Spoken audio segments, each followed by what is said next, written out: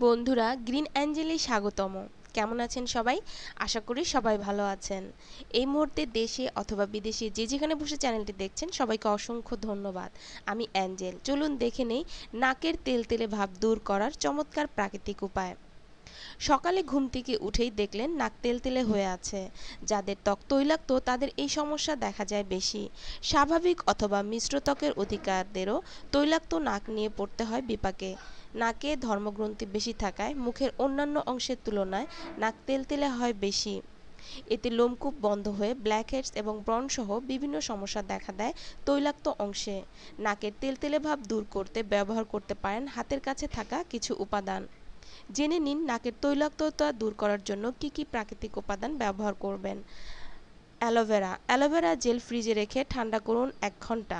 তুলার বলের সাহায্যে জেল লাগান নাকে, 5 মিনিট পর ধুয়ে ফেলুন। দই দইয়ে রয়েছে ল্যাকটিক অ্যাসিড যা ত্বকের অতিরিক্ত তেল অপসারণ করে। দই ফেটিয়ে নিন, পাতলা করে লাগান নাকের ত্বকে, শুকিয়ে গেলে ধুয়ে ফেলুন। প্রতি রাতে এটি ব্যবহার করলে কমে যাবে নাকের তেলতেলে ভাব। আপেলের খোসা রয়েছে ভিটামিন সি, এ এবং আঁশজাতীয় উপাদান যা ত্বক উজ্জ্বল করার পাশাপাশি ত্বকের তৈলাক্ততা দূর করে। আপেলের খোসা শুকিয়ে গুঁড়ো করে 1 চা-চামচ লেবুর রসের সঙ্গে মেশান। মিশ্রণটি ত্বকের তৈলাক্ত অংশে লাগান, শুকিয়ে গেলে পানি দিয়ে মাসাজ করে ধুয়ে ফেলুন। মধু 1 চা-চামচ মধুর সঙ্গে আধা 1 চা-চামচ আমন্ড পেস্ট মেশান। মিশ্রণটি নাকের ত্বকে মাসাজ করুন কিছুক্ষণ, শুকিয়ে গেলে ধুয়ে ফেলুন।